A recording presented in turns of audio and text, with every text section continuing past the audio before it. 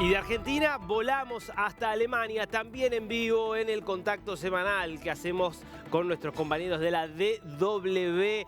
¿Cómo estás, Juliana González, allí en Alemania? Hola Darío, encantada de saludarte.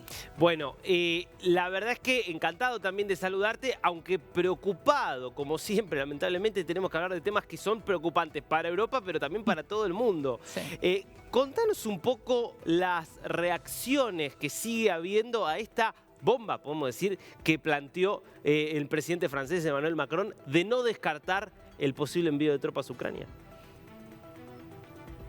Bueno, empecemos por la más urgente y la más nueva, y es justamente la del día de hoy, Darío, en ese discurso a la nación ante los alcaldes de Rusia que hace el presidente Vladimir Putin, que recordemos está en campaña, donde hizo referencia a ese comentario de Macron y dijo que la historia ya sabía qué pasaba con esas tropas que intentaban entrar a su territorio, y también lo dijo textualmente, no escatimó en que podría lanzar alguno de sus armamentos nucleares si personal terrestre, digámoslo así, si soldados europeos de la OTAN entran a pisar el territorio ucraniano. Esto es una línea roja para Putin, pero también para los aliados de Ucrania que no quieren, digamos, ese tema. Y de todos, el que menos lo quiere es sin duda Alemania, que tiene, digamos, un papel protagónico en dos guerras anteriores y será el último llamado de la fila, no solo por la personalidad de Olaf Scholz, sino también por ese bagaje histórico en querer pisar y cruzar esta línea roja, Darío. Ahora, la verdad es que fueron fuertes las declaraciones de Macron porque se planteó siempre que la OTAN no estaría dispuesta a poder mandar sus propias tropas a Ucrania, porque es sencillamente lo que acabas de decir, el ejemplo de las dos guerras mundiales anteriores. Si hubiera un país de la OTAN directamente involucrado en el conflicto contra Rusia, automáticamente estaríamos en una guerra de carácter mundial. La primera con armas nucleares de los dos lados. Es decir, es una cuestión que pondría en riesgo la propia supervivencia del mundo. Por eso es tan raro lo que dijo Macron. Y corregime si me equivoco, pero no solo en Alemania. Las reacciones fueron de mucha distancia con eso que dijo el presidente francés.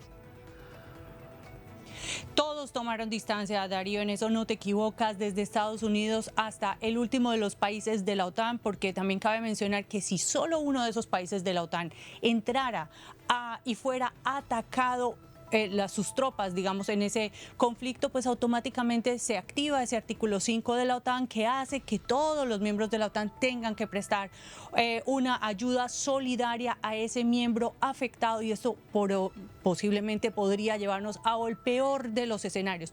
Para muchos es un globo que lanza al aire Macron. Recordemos también, Darío, que llevamos 2 años tú y yo hablando siempre de líneas rojas que no se cruzan, que al final se cruzan, que si la artillería pesada, algo que Alemania estaba muy en contra porque lo decía al principio del conflicto, quería enviar cascos, quería enviar raciones, quería enviar sacos de dormir, y Macron tuvo en esta ocasión la gentileza de recordárselo a Alemania sin decir su nombre precisamente, ¿no? De estos países que al principio del conflicto decían no cruzar la línea roja y luego la cruzaban. Pero lo que queda en evidencia es que no es digamos, un discurso de Macron que buscaba mostrar esa unidad, que, como él mismo dijo, dejar en vilo al presidente de Rusia para que sienta, digamos, el temor de la presión internacional, sino que deja en evidencia esas costuras, esos problemas internos que hay acá, y problemas hay de toda índole. Pensemos, por ejemplo, Darío,